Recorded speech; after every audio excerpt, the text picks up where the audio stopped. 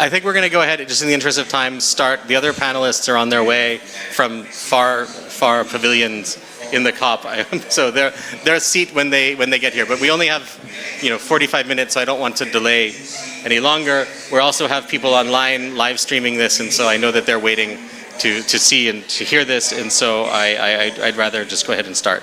So thank you so much for everybody for coming for this discussion. We wanted to talk about examples from Latin America and the Caribbean in achieving net zero nature positive outcomes. The IDB has been working on this for many years. Some of you will remember that at COP26, the MDBs signed a joint statement on nature, people, and planet, which has various different pillars around supporting countries in basically mainstreaming biodiversity, supporting financial innovation in biodiversity and natural capital, how we as MDBs report and mainstream this for ourselves. And what we want to do here is to showcase some of the good work that's being done by various different actors, by countries, by civil society, by donor countries around this area. And so that's a bit the goal of this. We also want to show basically how MDBs play a role in this entire ecosystem of finance and policy and bringing together different actors. We will have on the panel, I know she's on her way, Senator Chantal Monroe-Knight from the Office of the Prime Minister in Barbados. We also have on his way Henrique Leite de Vasconcelos from Banco do Brasil, who should be here momentarily. But the folks that are on time, I'd like to introduce here. We have Adam Wang Levine, who's the Deputy Assistant Secretary at the United States Treasury. And so thank you for being here. We have Daniela Buchuk, who's representing the Ministry of Finance of Chile, with whom the IDB has been working for some time on this. And we also have Karen Sack, who's the Executive Director of ORA, the Ocean Risk Resilience Action Alliance. And so that's the panel. We've got a great set of different actors from different sectors here. I think one of the discussions that's been happening here at this COP is how we can't really achieve Paris without Montreal. So without the goals of the Convention of Biological Diversity that were recently set in last year in Montreal in December, and also we can't fill the financing gap with public money. We need to leverage private finance. We need to come up with innovative ways to bring private finance to the table, and at the same time to value nature and to value what we're doing, both in terms of bringing that finance to the table, but also monitoring, reporting impact. And I think that's especially important when we're looking at the financial markets, because we need transparency, we need accountability in the way that we are looking at the impact of this finance, and we need to harmonize and standardize a bit the way that we are doing this. So we want to talk a little bit about that today. We want to talk about how governments themselves are mainstreaming this across ministries. Please take a seat. Across ministries, and how you bring different stakeholders to the table within a government on this kind of work. And then we also want to finally talk about what it really takes to get the finance flowing. What are the financial mechanisms? So I'm going to stop there because we don't have a lot of time, and move to the questions. And thank you, Ms. Knight, for coming. We started because of the timing. I think I'll start with the first question to you, if you don't mind. Barbados has really been leading innovation in financing for nature. You've carried out debt for nature and debt for climate transactions. Barbados is, really a giant on the world stage in thinking about how to think about nature in a new way as a active part of a portfolio of a country's wealth. And so I was just wondering if you could tell us a little bit about how you see the potential for these financial mechanisms in reaching both climate and biodiversity goals, and what has the process been like for you as a country in engaging in these kinds of transactions with different actors? You might need to. Sorry. Thank you for the question, and morning to all of you, and forgive my tardiness. So for us, just to provide some context, there were a couple of key push factors for us, in terms of the financial mechanism. One, when our government came into government, when we came into government in 2018, we were facing a GDP debt of 178%, one of the highest in the world, right? So that's a really kind of fundamental in terms of our debt profile as well. So that was 2018 when we came in. in 2021, we had 4 climatic events all in that 1 year. And of course, we would have been facing COVID as well. So that increased impact for climate. And then when we look at what we're doing in terms of the Bridgetown Initiative, we really felt there was a need, one, in terms of financing that would be innovative, and that was really, really important to be able to meet that finance gap that we had. And 2, it had to be finance that didn't increase our debt. And 3, it had to be finance that also leveraged partnerships. So those were the kind of push factors for us. And again, what we ended up with in the context of this transaction was really an innovative blended finance transaction that leveraged, that allowed us to be able to leverage guarantees, right?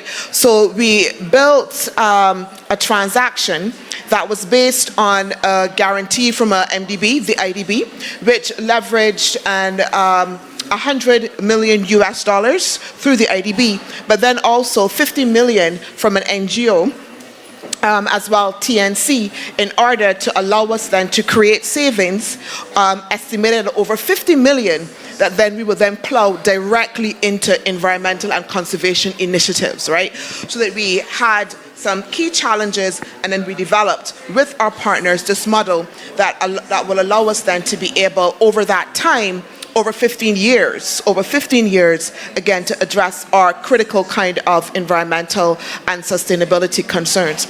So essentially, a model that allowed us to be able to refinance our international and external commercial debt, which is, again, one of the most expensive and burdensome for small countries. And we have a major kind of goal of having 30% of our country designated as a marine managed area. Yeah, and again, like I said, 100% of the savings from this transaction going into initiatives that will build technical capacity, provide resources for a marine conservation trust that then will provide grants, again, for private sectors, for communities, for fisher folk, etc. But that will also as well bring science and data to the table for us. So those kinds of things. And finally, very, very complex. It was the first time that we were doing it. Having to negotiate again through all of the partners, bringing different ministries together to the table in order to be able to negotiate. We culminated in 2022, but this was part of a longer process, say from 2019, of again having very grounded consultations with stakeholders as well.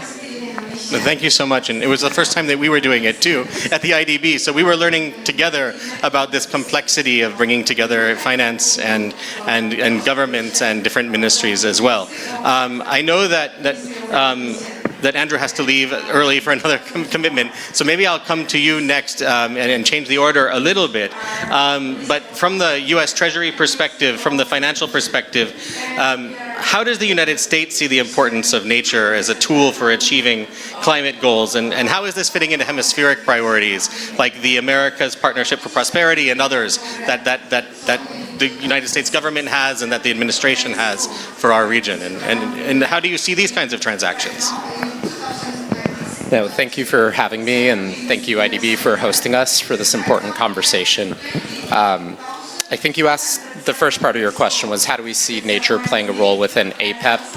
I think we've made APEP have a focus on nature, and one of the things that we actually announced, I believe, was a $10 million grant to the IDB to support nature-based solutions through a grant facility. But I think we see nature as incredibly important to what we do on climate more broadly for multiple reasons. I think one of the things that we've observed is that there's an unprecedented loss of nature and biodiversity that I think makes this issue incredibly important for us to focus on, and that's why increasingly at the U.S. Treasury we prioritized it.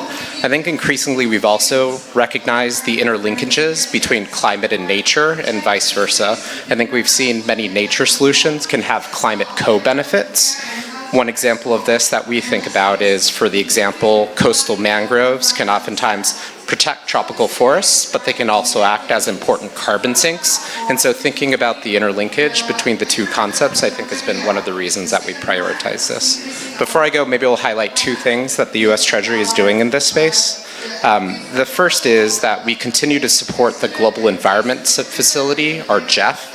At its 8th replenishment, we contributed $160 million, and we very much look forward to how an increasing share of GEF's funds can go into biodiversity. A second area that I might highlight related to the earlier comment is related to a similar program that we have related to debt and nature within the United States called TFCCA, or the Tropical Forest and Coral Reef Conservation Act. And this is where we allow developing countries to redirect certain debt payments that they have directed to the United States to conservation funds that then can support nature and biodiversity causes. And we've worked with over 14 countries on 22 deals in this program. Most recently, we signed a deal with Peru, focused on the Amazon in September, and we're currently working on a program with Indonesia that will be one of the first to focus on coral reefs. That said, we sort of see this as an initial program that has had great promise and are very much looking forward to the next version of programs that we can support in this space. No, thank you so much for those comments. And I think that the way that the United States has started to change the conversation to be not just focused on climate, but focused on climate, biodiversity, these co-benefits, like you mentioned, mangroves is a perfect example, which I know we'll get to later with Karen, has shifted the dialogue. So thank you so much. I know you have to run to another meeting, so I'll let you go. And actually, I'm going to turn to Daniela next with my first question to her. But I'll give you the microphone because I'll actually sit in that chair now that we have an empty chair. But Daniela, you're here from the Ministry of Finance of Chile, and Chile's been a partner with the IDB on this work for some time. Chile's really leading the region in incorporating biodiversity across different government plans in line ministries. You've created this Natural Capital Committee, which is super innovative in the region and I think globally. What role do you see natural capital valuations playing in ministries, and how do we bring this across different kinds of line ministries? Thank you very much, Greg, for having me here, and nice to be with you. Thank you. As you said, in January, Chile formally launched the Natural Capital Committee. This committee is composed with the Ministry of Environment, Ministry of Economy, and Ministry of Finance.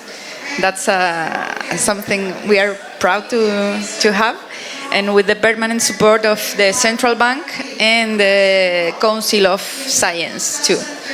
So our mandate is advising and provide recommendations to the President of the Republic regarding mechanisms to value and protect the country's biodiversity, incorporating the natural capital approaches in both the public and private decision-making process.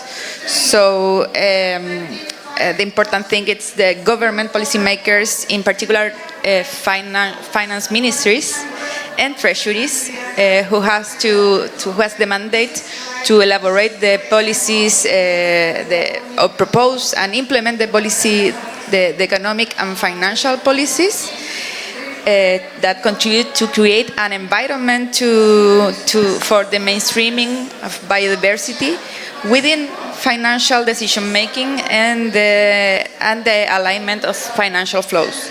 So I think it's important from the Ministry of Finance perspective, work with the instrument that put in line the finance, the private sector and the policy, the public policy makers to do that. So I can say too that we are working on the taxonomy that has an objective in biodiversity protection and restoration, biodiversity and ecosystems.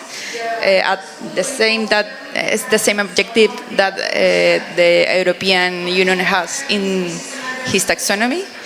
And we think that's a sign. It's a signal to the private sector where they have to align their resources and the capital flows too.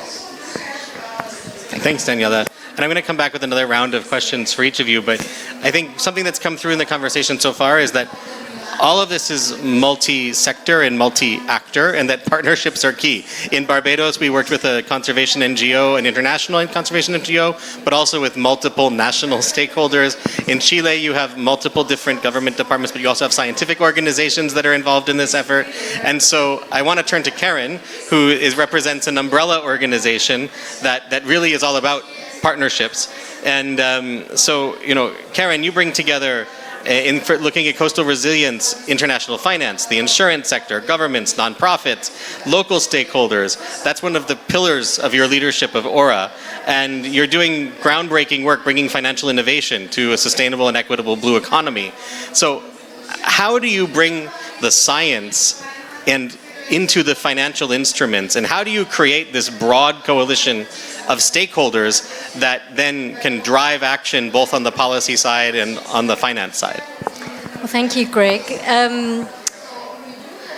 About 4 years ago, we started looking at, it was actually a little bit longer than that, the issue of how to finance marine conservation and protection, which, for those folks who don't know, SDG 14, which is life below water, is the least financed SDG. It gets 0.001% of climate finance. So there's a big gap in terms of what needs to be done.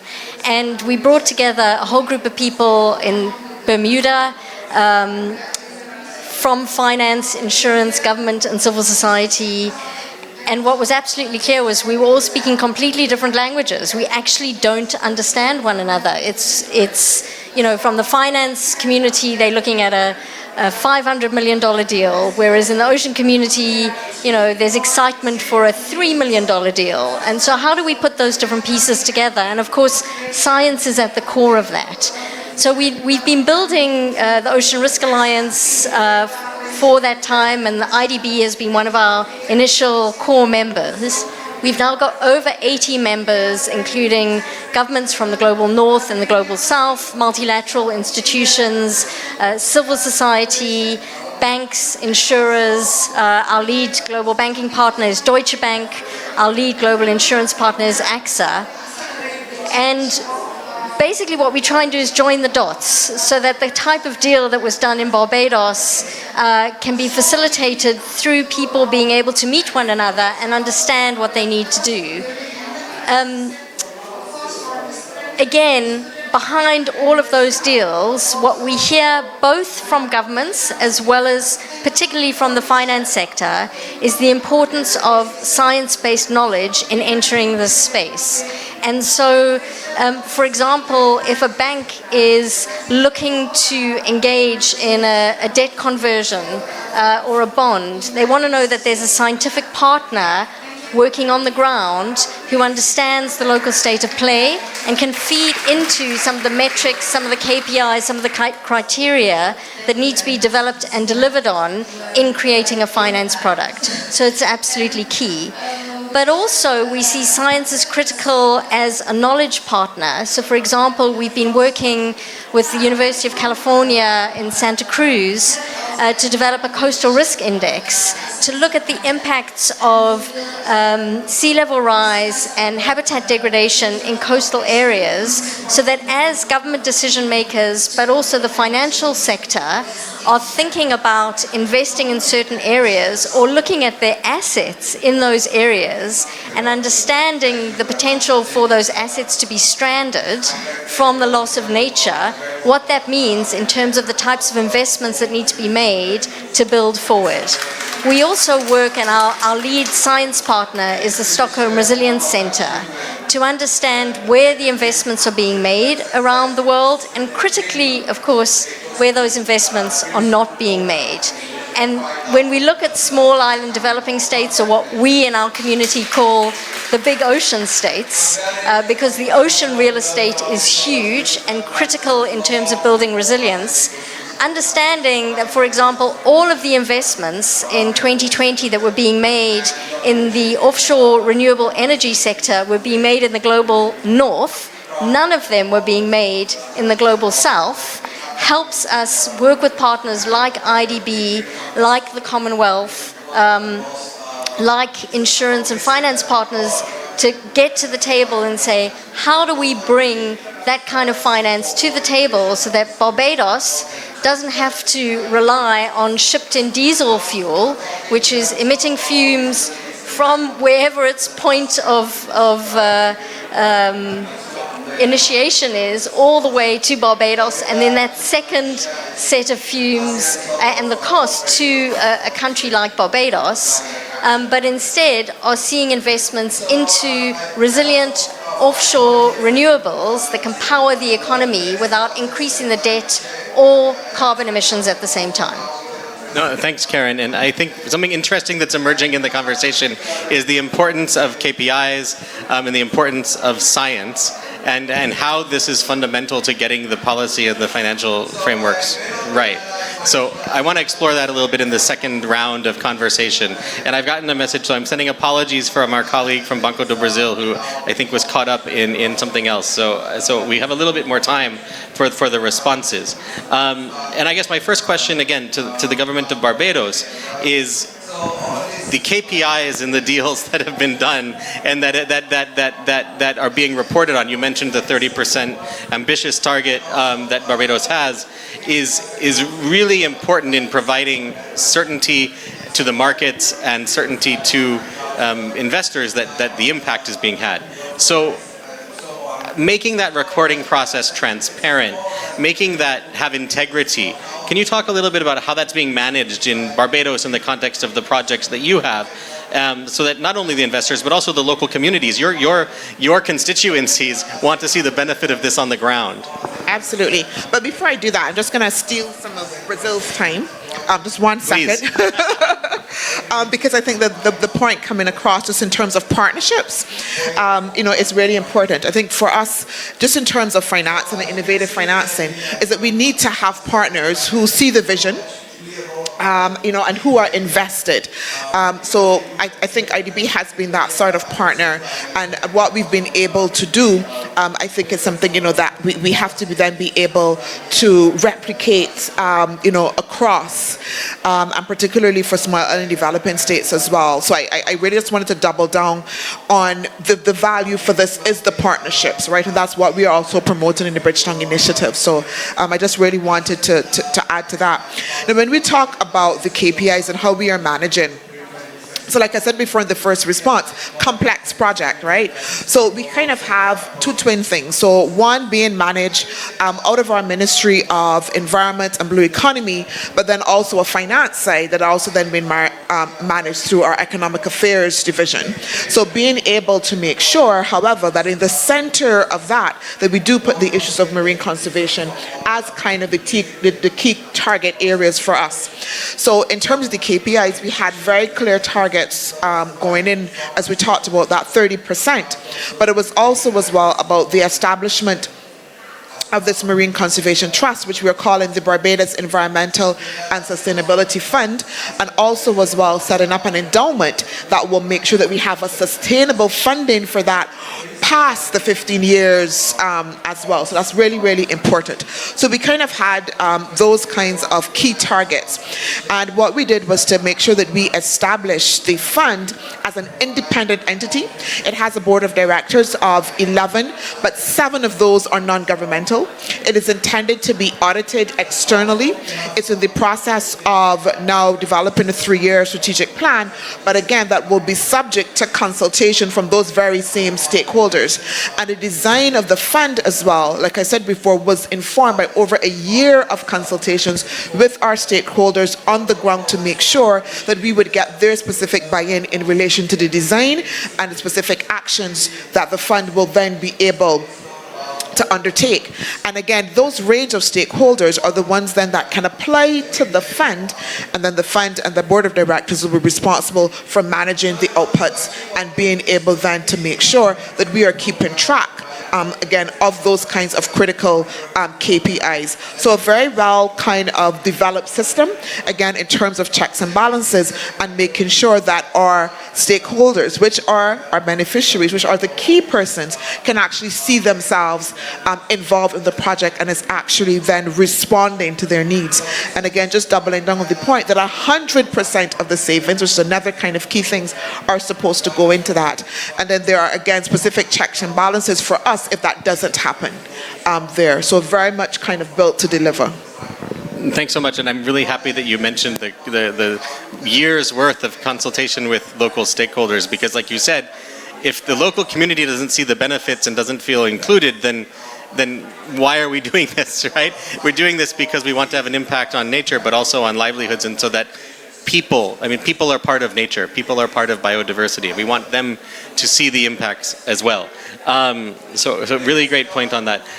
Turning to you, Daniela, because one of the other things that we're teasing out here is the importance of science and the importance of analytical upfront work in order to inform this.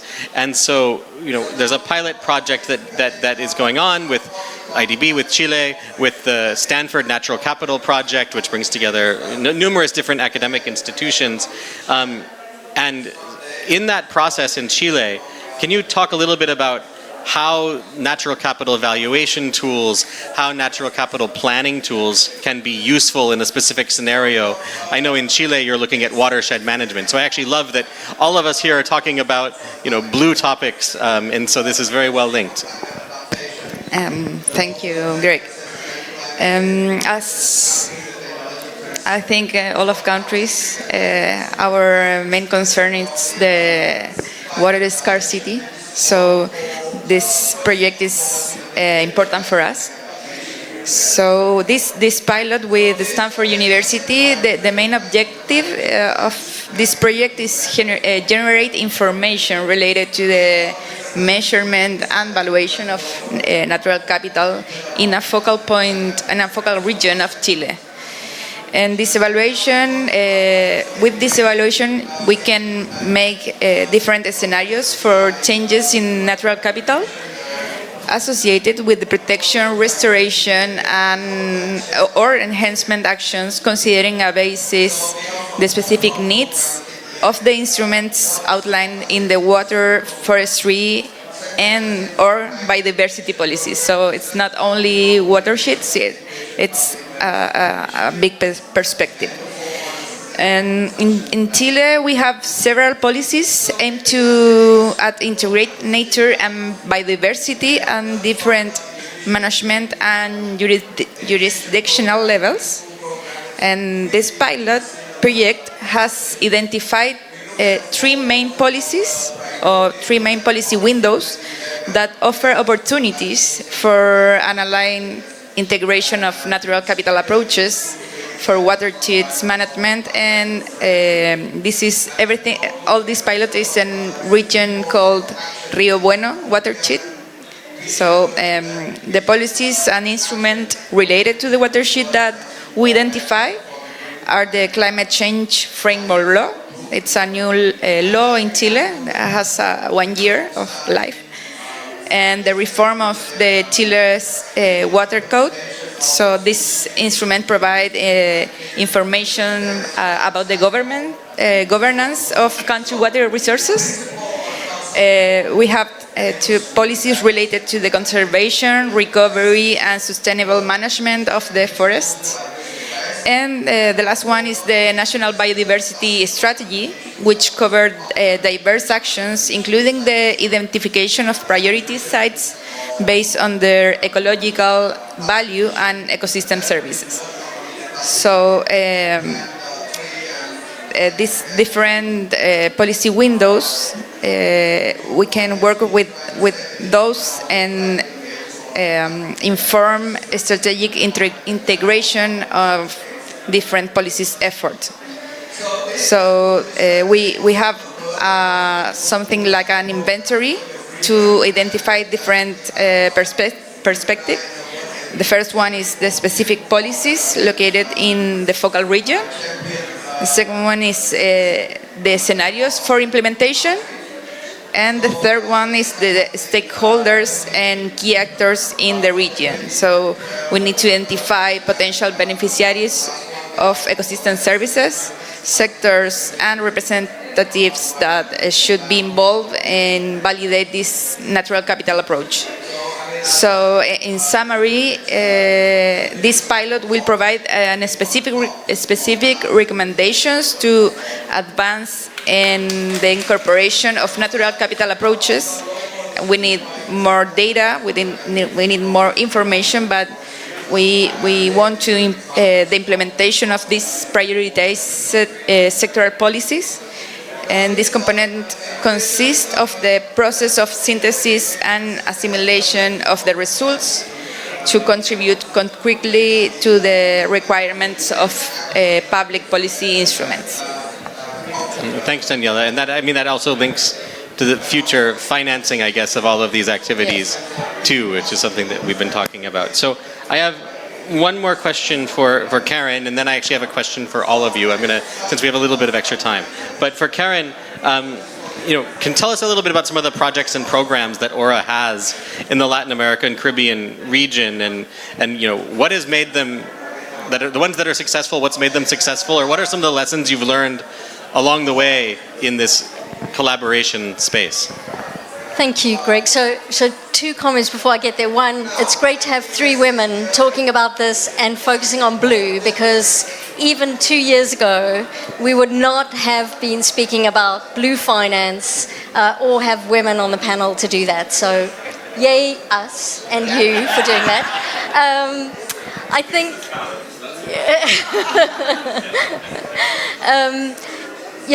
we really work on three different levels in terms of how we engage in this space.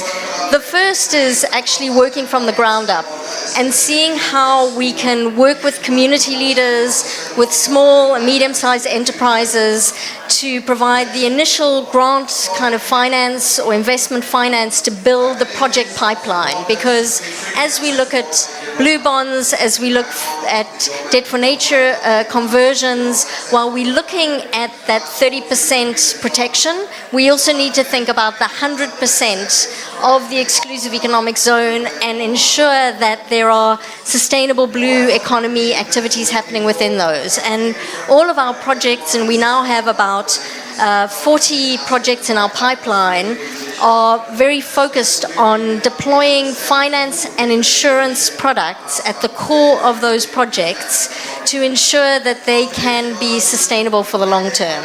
And I'm going to get into some of those in Latin America and the Caribbean because they are so exciting. But just quickly want to mention that the two other levels that we work on are in the second instance, addressing what we call the missing middle.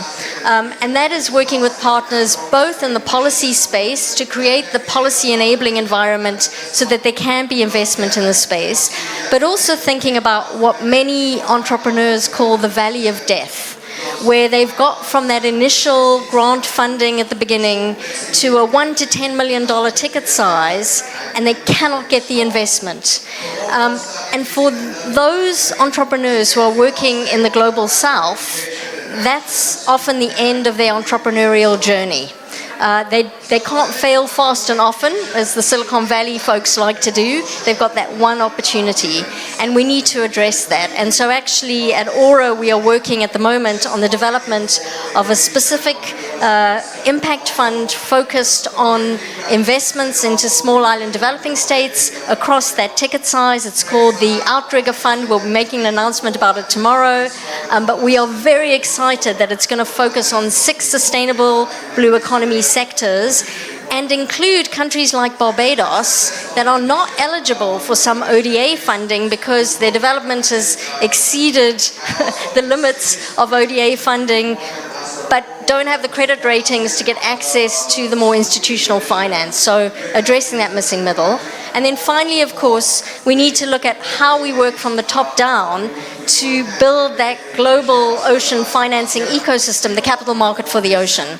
And in that, we are looking at the de-risking of the space as well, and potentially creating a guarantee facility so that we can underwrite and crowd in some of the finance that's needed.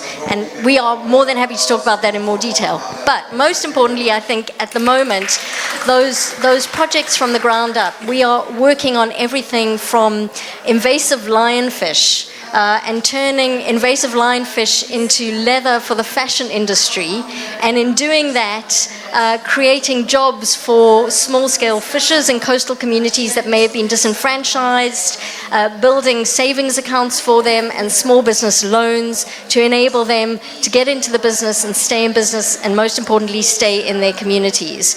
We are also working with small-scale fishers to build those kind of financial products as well.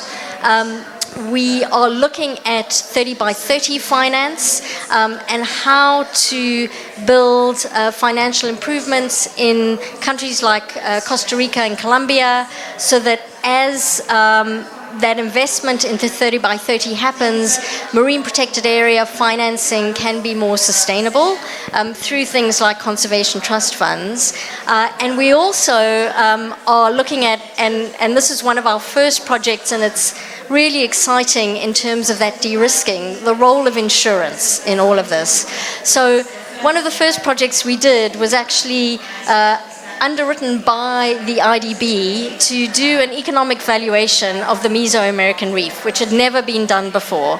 That valuation showed the value of the resilience value of the reef, the tourism value of the reef, and the fisheries value of the reef.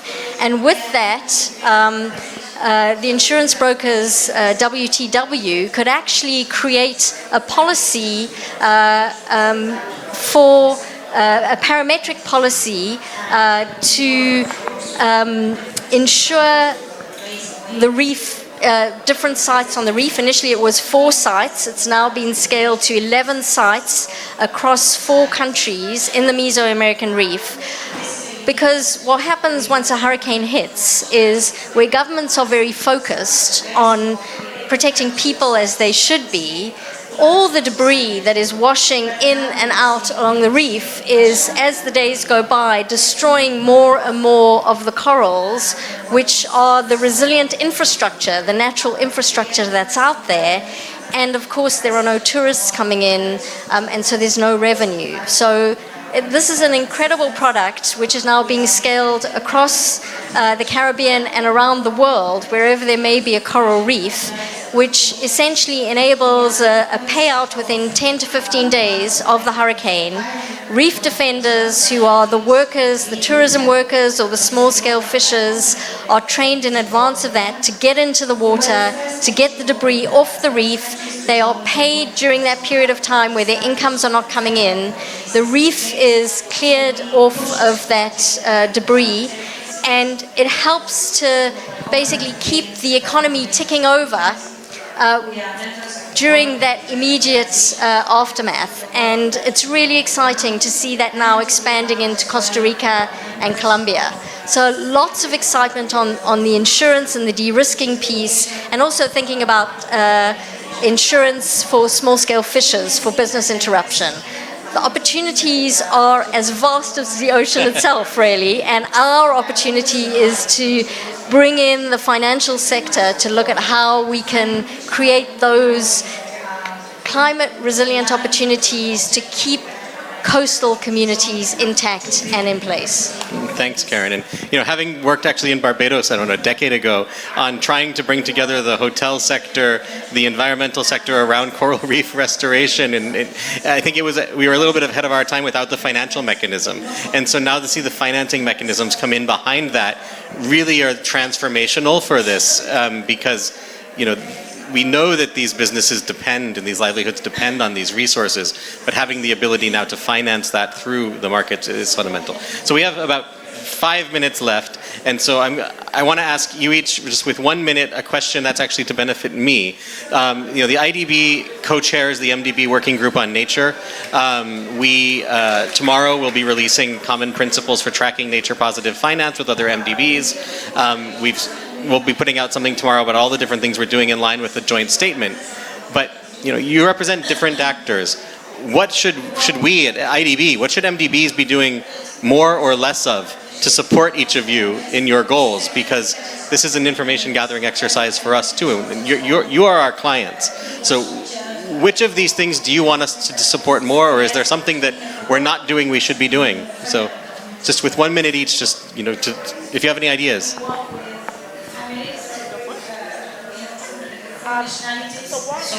Sorry, I keep forgetting to turn on mic.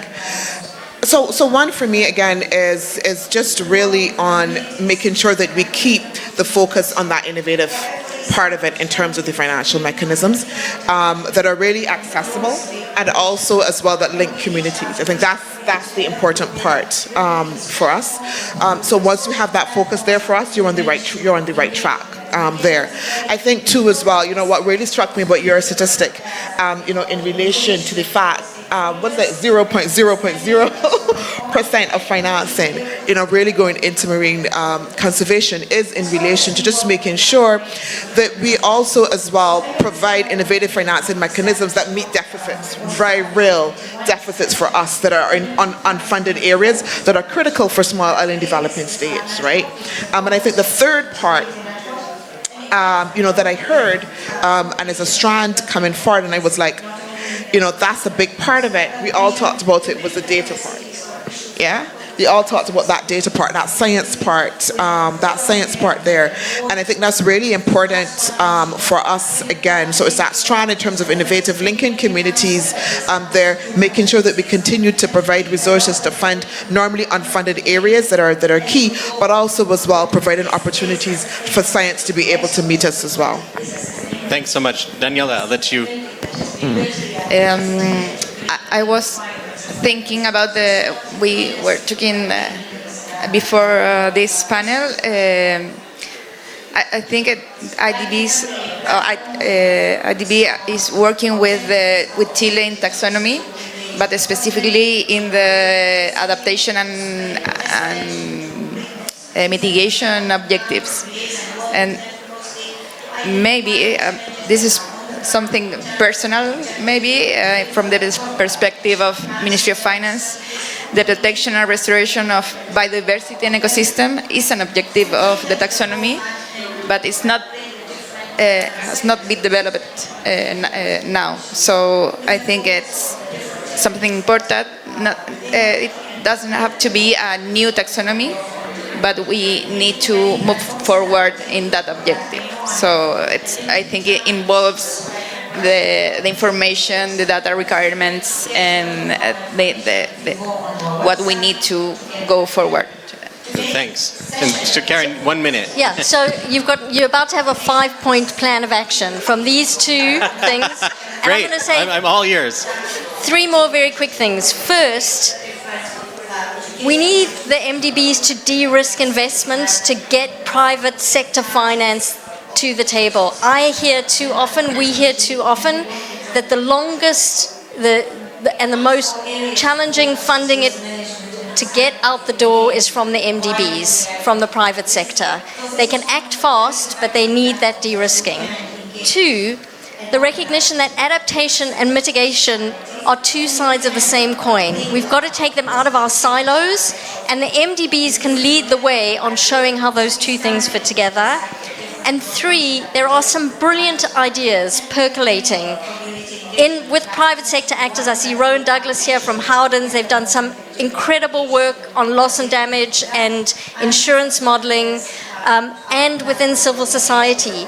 Listen, engage, and take those ideas so that we can work together in partnership to drive change at scale and at pace. No, thank you. I mean, I think we have our 5-point plan. I hear work to do on public goods around data and public goods around that kind of scientific support. I hear I hear the call about finance, and I'd like to think that we're doing a lot at the bank, but we can always be faster and always be more, I'd say, agile in the way that we do that. And I hear the call about involving the local communities early, often, and in a meaningful way, because really this needs to be responsive to their needs. And the last point on mitigation, adaptation, nature, I think that when the common principles are released tomorrow for tracking nature positive finance, one of the things we said is, if we're looking at green finance, nature finance, that $1 spent on nature finance, it's okay if that's also counted as $1 spent on climate finance, and it's okay if it's mitigation or adaptation, because this is all one planet, all one sphere that we're dealing with, and so creating these artificial divisions it doesn't make sense. And I'll just close with something Christiana Figueres said way back many years ago, 2018, when I saw her in Costa Rica. She said, Mother Nature has been laughing at us because we've artificially divorced, a climate COP, a biodiversity COP. We have biodiversity specialists and climate specialists, but for Mother Nature, it's all the same. And we're all talking about the same problems and the same solutions. And so I'd like to end there, that I think we've heard a lot of solutions, and I'm very happy also that we've had, for most of this discussion, an all-women panel, and so with me moderating. So thank you so much for your time and for this really enriching, interesting conversation.